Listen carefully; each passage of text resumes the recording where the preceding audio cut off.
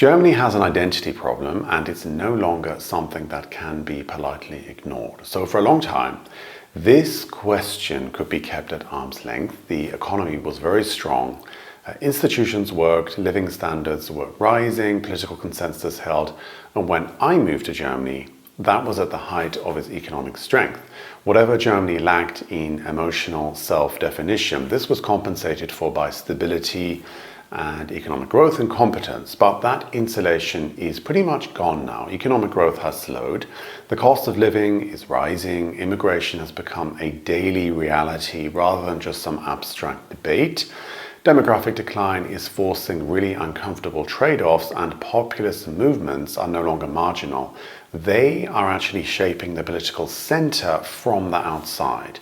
So all of this has brought a question to the surface that Germany has spent decades trying to avoid. Who is Germany now? Not just constitutionally, but culturally and symbolically. What does it mean to be German? What does it actually mean to belong here? Beyond following the rules and paying taxes, what holds people together when the systems are under strain? So this is usually where the conversation collapses into history and guilt and nationalism and moral caution, and that's precisely why it goes nowhere, because Germany's current problem is that after the Second World War, it made a very conscious decision to dismantle the very idea of a national story, and they never replaced it. What it built instead was a system. They built institutions instead of narratives and procedures instead of identity. And the thing is, for decades, that system worked so well that the absence of a shared story really felt almost like a virtue.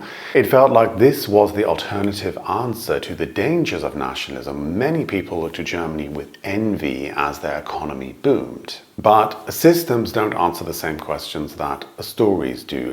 They can organize behavior and distribute responsibility, but they cannot explain who a society is or where it's going, especially when things really start to get difficult. And now, under this economic pressure, this demographic change, and the political fragmentation, the absence of this story is no longer theoretical, it is really being felt. Which brings us to the central question of this essay, which is, how did Germany come to replace their story with a system? And why is that choice starting to strain under the weight of the present? To understand why Germany's identity question can no longer be avoided, you have to stop arguing about morality and look at structure. So Germany needs immigration as a demographic and labor market fact. Even under optimistic scenarios, Germany's working age population is shrinking. Der Status's long-term projections show that decline continues even with high net migration. The direction of travel is set, and so immigration becomes the obvious lever. But that lever doesn't move one thing, it moves everything, because immigration is not one phenomenon, and Germany is not receiving one kind of newcomer. In practice, Germany is dealing with at least 3 very different streams at the same time. So you have skilled workers, the engineers, the nurses, the tradespeople, the people that every advanced economy is competing for. Then you have economic migrants. So they're sort of drawn by the relative stability or sort of the old stereotypes about Germany that are not really very accurate anymore. And then you have asylum seekers and refugees whose entry logic is humanitarian, and their integration is slower, it's more uneven, and it's heavily shaped by language, by trauma, education, and local capacity. And so these groups behave very differently. They place very different demands on housing, on schools, welfare, and institutions. The problem is, in public debate, they are very often, just collapsed into a single word, immigration. But, and this is where the tension increases, the state obviously does not treat them as one thing. So Germany has actively tried to increase skilled immigration.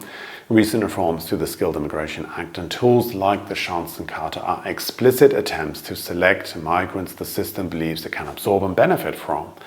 And that tells you the state already knows that not all migration flows are equal. And I think it's really, most reasonable people understand. It's not controversial to say that a refugee fleeing war is very different to someone who intentionally chooses to move here. The problem is that saying that clearly is still culturally radioactive.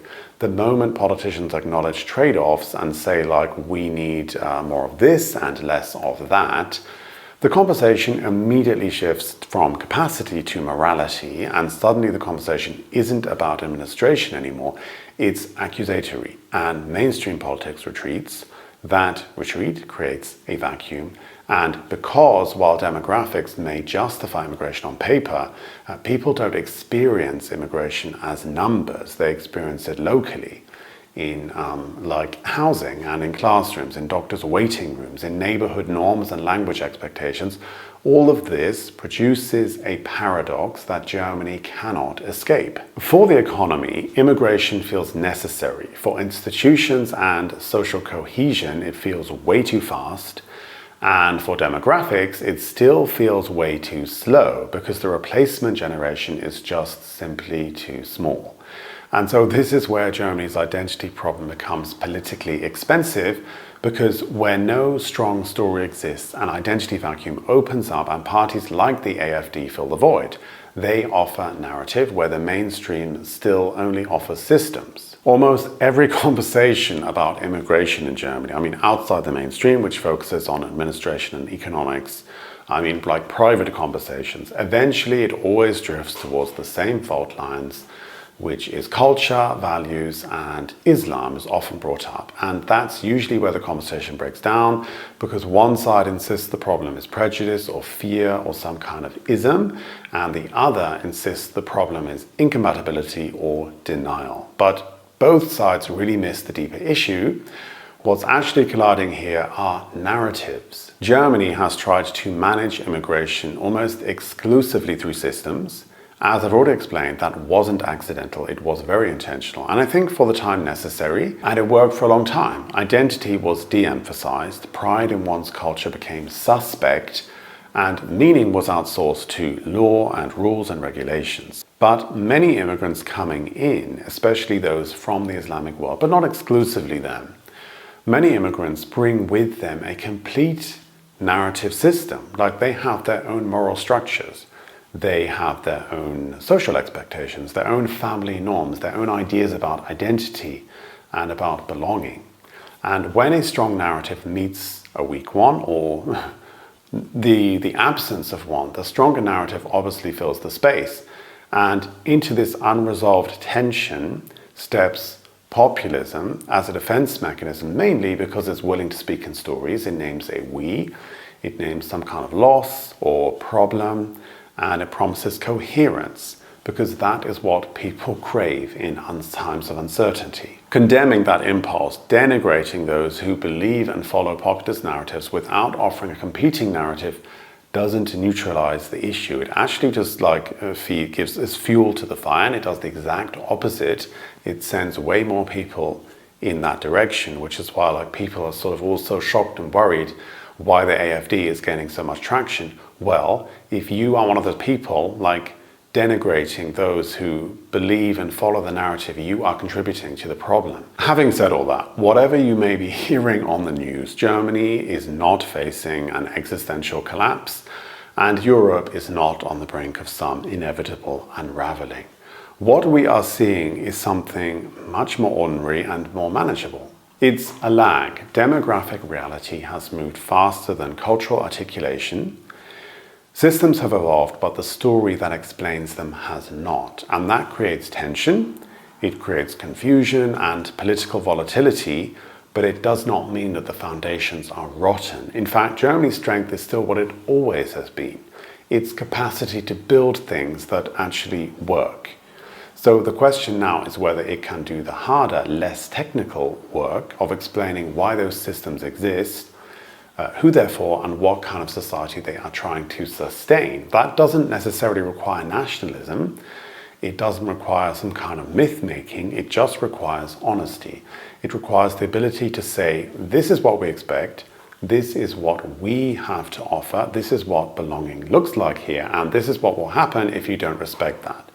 Because integration cannot succeed as a purely administrative process, and democracy cannot remain stable without some kind of shared sense of direction. So stories don't replace systems, but they give those systems meaning, Germany avoided narrative for good historical reasons, but avoidance is not the same as resolution. And the absence of a story does not protect society from polarization. It just simply ensures that the loudest, simplest, easiest to understand narratives, they gain the most traction. So the challenge is not to retreat into nostalgia or fear, but to do something more difficult, to consciously rebuild a shared framework of belonging that matches present-day reality. And that work cannot be outsourced to populists, and it cannot be solved by moral condemnation or procedural tweaks. It has to be done deliberately, patiently, and in public. Because when people understand what kind of society they're a part of, and what is actually being asked of them, and how they fit into the system, and how they belong, then uncertainty loses its edge, and a society that can explain itself does not need to be afraid of change, because it can absorb it. Thank you so much for watching. I would love to hear your thoughts on the issue. How would you describe Germany? Do you think it has a well-defined identity, or is it difficult to articulate what it means to be German? Thanks so much, take it easy, and we'll see you in the next one. Bye.